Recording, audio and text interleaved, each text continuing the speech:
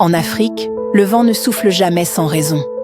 Il porte les voix de ceux qu'on oublie, les secrets des anciens et parfois les premiers battements d'un amour interdit.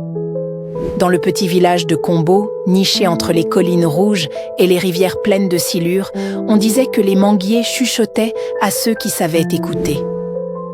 C'est là qu'habitait Aïcha, une jeune fille au regard doux comme la pluie d'août, mais née dans la misère. Son père, mort très tôt, avait été accusé de trahison. Sa mère, brisée par l'exil intérieur, ne parlait presque plus. Aïcha vendait des arachides au marché, pieds nus, avec sa calebasse attachée autour de la taille. Elle souriait peu, parlait peu, mais chaque matin, elle levait les yeux vers les manguiers, comme si elle attendait un signe du ciel. Ce signe allait venir, sous la forme d'un regard. Kofi, lui, était tout le contraire. Fils unique du chef du village, il était promis à une vie d'honneur, d'héritage et de pouvoir. Son pas était droit, ses habits propres, son regard fier. Il ne manquait de rien, sauf peut-être d'un peu de vérité. Car dans ce monde d'apparence, même les princes étouffent. Le jour où il vit Aïcha pour la première fois, elle était accroupie au bord du marché, en train de ramasser des graines tombées. Il ne vit pas sa pauvreté, il vit sa dignité. Il ne vit pas sa poussière, il vit sa lumière. Leurs regards se croisèrent à travers la foule. Et à cet instant, tout ce qu'on lui avait appris sur les frontières sociales, les castes, les lois du sang, s'effondra. Il ne lui parla pas encore. Mais ce jour-là, Aïcha avait semé quelque chose en lui, une graine que même le vent ne pouvait emporter. À Kombo, les traditions étaient plus lourdes que les pierres sacrées. Un fils de chef ne pouvait aimer une fille comme Aïcha. Son sang était impur, disaient les anciens. Sa famille portait une malédiction, ajoutèrent les femmes. Et pourtant, chaque soir, Kofi passait discrètement près de la place où Aïcha vendait ses arachides. Il ne s'arrêtait pas, mais elle le sentait. Elle n'osait pas le regarder, mais son cœur battait plus vite. L'Afrique, avec sa beauté sauvage, est aussi un théâtre de chaînes invisibles. Des regards peuvent valoir des exils, des sentiments, des tragédies. Ce que les deux jeunes vivaient n'était pas encore un amour, mais une tension silencieuse, une promesse muette. Mais les murs du silence ne tiennent pas longtemps face au tambour du cœur. Et quand une rumeur se glisse entre les cases, elle ne s'arrête jamais. Ils ne pouvaient pas se parler librement. Alors, ils trouvèrent une astuce. Un arbre sacré se dressait à la sortie du village, un vieux manguier que personne n'approchait à cause d'une ancienne légende. Kofi y suspendit une calebasse vide. Et un matin, Aïcha y trouva un petit mot. « Je te vois, je te respecte ». Elle sursauta, puis sourit. C'était la première fois qu'on lui écrivait quelque chose d'aussi doux. Le lendemain, elle répondit « Je t'entends, même quand tu ne dis rien ». Les jours passèrent, et chaque matin, un nouveau mot apparaissait dans la calebasse suspendue. Personne ne les voyait, personne ne savait. C'était leur monde à eux. Un monde fait de feuilles sèches, de mots volés et de silences complices. Et ce petit monde allait bientôt exploser.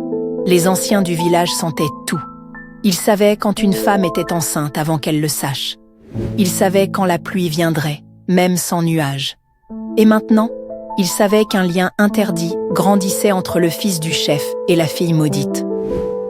Mamado, la doyenne, les avait vus. Un soir, elle les avait surpris, riant derrière les cases abandonnées. Mais elle n'a rien dit. Elle a simplement allumé une bougie blanche et posé une poignée de sel au pied du manguier sacré. Que les esprits veillent sur eux ou les jugent. C'est tout ce qu'elle a murmuré. Car dans les traditions africaines, ce n'est pas toujours la colère qui punit. Parfois, c'est la mémoire des ancêtres. Et parfois, c'est l'amour lui-même qui devient poison. Le chef du village, père de Kofi, était un homme dur, forgé par les guerres de pouvoir, par les secrets familiaux et les traditions qu'il portait comme une armure. Quand il vit son fils rentrer en retard 3 soirs de suite, les vêtements froissés, le regard ailleurs, il comprit. Et ce soir-là, il l'attendait devant la case. « Tu crois que je suis aveugle? Tu crois que je ne sens pas l'odeur de cette fille sur toi? Une fille de traître, une fille sans lignage. » Kofi voulut parler, mais aucun mot ne sortit. Son silence était une confession. Son père leva la main, mais ne la fit pas tomber. « Je t'interdis de la revoir. Si tu franchis encore ce seuil pour elle, tu n'es plus mon fils. » Kofi resta debout, tremblant. L'Afrique connaît 1000 formes de guerre. Celle entre l'amour et l'honneur est la plus silencieuse, mais aussi la plus destructrice. Le lendemain, tout avait changé. Aïcha s'installa comme d'habitude au marché, mais personne ne la regardait. Les femmes détournèrent les yeux, les hommes crachèrent au sol. Même les enfants, avec qui elle jouait parfois, s'éloignèrent comme si elle portait une maladie.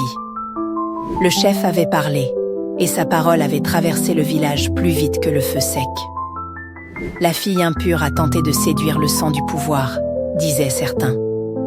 Elle veut l'envoûter, murmuraient d'autres. Aïcha resta droite, vendant ses arachides sans dire un mot, les larmes coincées dans la gorge. En Afrique, lorsqu'une femme défie la coutume, elle ne brûle pas. Non, on l'éteint, comme on éteint un feu sacré, lentement, avec des regards, du mépris et le silence. Mais un cœur éteint peut encore battre, et le sien battait pour Kofi. Cette nuit-là, alors que tout le village dormait sous un ciel lourd de nuages, Kofi escalada discrètement le mur du domaine familial. Il connaissait chaque pierre, chaque fissure. Il courut jusqu'au vieux manguier, là où Aïcha l'attendait, les pieds nus dans l'herbe mouillée. Il ne dit rien au début. Il la serra dans ses bras, fort, comme pour la protéger du monde entier. « Je partirai avec toi », murmura-t-il. « Même si c'est loin, même si c'est dangereux, même si je dois tout perdre. » Aïcha le regarda longuement, comme si elle voulait graver ses traits dans sa mémoire. Puis elle l'embrassa. Ce fut un baiser plein de peur, de désir, de révolte et d'espoir. À cet instant, il n'y avait plus de caste, plus de chef, plus de village. Il n'y avait qu'eux. Et la nuit, complice. Au matin, le soleil se leva sur une étrange découverte.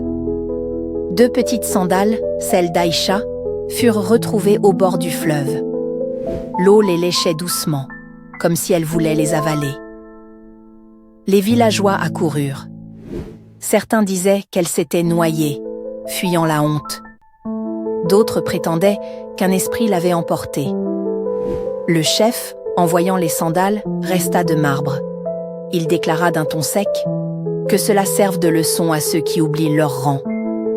Mais Kofi, lui, savait. Il savait que c'était un leurre, que les sandales avaient été laissées là exprès. Il savait où elle était, et il savait qu'il devait la rejoindre. L'Afrique pleure en silence, et ce matin-là, même les oiseaux avaient cessé de chanter. Ils partirent à l'aube, avec presque rien. Une calebasse, un morceau de manioc séché, quelques pagnes usées. Ils traversèrent les forêts, les rivières, les collines. Ils dormaient dans des huttes abandonnées, mangeaient des feuilles amères, buvaient l'eau des racines. À chaque village traversé, ils se faisaient passer pour frères et sœurs. L'Afrique, vaste et indomptable, devenait leur refuge. Ils riaient parfois, pleuraient souvent, mais toujours ils avançaient, loin des regards, loin de la haine, loin du chef et de ses traditions. Ils n'avaient que leur amour, et c'était assez. Jusqu'à ce qu'un matin, Aïcha tombe. Son corps était brûlant, ses yeux rouges. Elle toussait du sang. Le destin, encore une fois, tendait son piège. Kofi courut à travers la forêt, portant Aïcha sur son dos, chaque pas résonnait comme un cri. Il atteignit un petit village qu'on lui avait dit hospitalier. Il frappa à la case du guérisseur, un vieil homme au regard vitreux. « Elle va mourir si tu ne fais rien », supplia-t-il. Le guérisseur la toucha, la renifla, marmonna quelques incantations. Elle est entre le monde des vivants et celui des ombres. Pour la sauver, il me faut un secret, pas un objet, pas de l'argent, un secret puissant, Un poids que tu portes en silence. Kofi se figea. Il savait de quel secret il s'agissait. Et il comprit qu'il devait enfin l'ouvrir. Même si cela allait tout briser. Assis devant le feu, la voix tremblante, Kofi parla.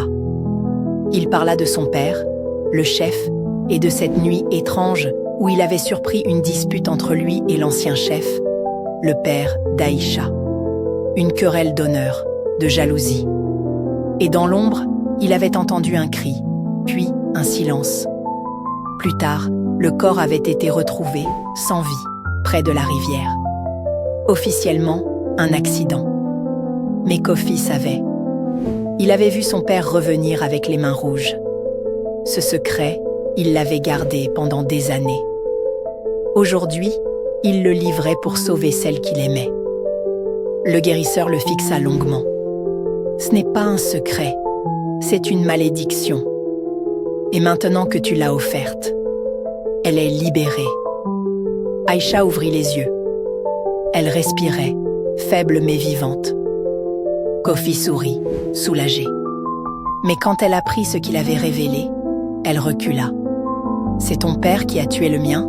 murmura-t-elle, les yeux brillants de larmes. Kofi baissa la tête. « Je suis désolée. » Elle resta là, immobile, comme si on venait de la brûler de l'intérieur. « Ton amour m'a sauvée, Kofi, mais il est né dans le sang de ma famille. Comment puis-je t'aimer encore sans me trahir ?» Elle tourna les talons et s'éloigna, vacillante. Ce jour-là, ce n'est pas la fièvre qui l'a tuée. C'est le passé. Kofi revint seul à Kombo. Le village avait changé, ou peut-être était-ce lui. Le vieux manguier sacré, là où tout avait commencé, avait été frappé par la foudre. Ses branches noires ressemblaient à des bras décharnés. Il s'y rendait chaque soir, assis sur une pierre, les yeux dans le vide. Plus personne ne lui parlait. Son père était tombé malade peu après son départ, rongé par le remords, et il mourut sans revoir son fils. Le manguier, témoin silencieux de l'amour et de la trahison, restait là, immobile. Comme Kofi, l'Afrique n'oublie pas. Elle attend. Elle observe. Elle juge sans parler. Des années ont passé. Aïcha vit maintenant dans un autre village, près d'un champ de mil. Elle élève seule un petit garçon, au regard profond. Il s'appelle Souleymane. Il a les yeux de Kofi. Quand il demande « Papa, il est où ?» Aïcha sourit tristement. Elle lui répond « Il vit dans le vent. » Chaque soir, quand le vent souffle fort entre les manguiers de sa nouvelle maison, elle ferme les yeux. Et elle entend sa voix, douce, lointaine. En Afrique, il y a des amours qu'on ne raconte pas aux hommes, mais qu'on murmure aux ancêtres. Des amours interdits, des amours sacrifiés, mais des amours éternels.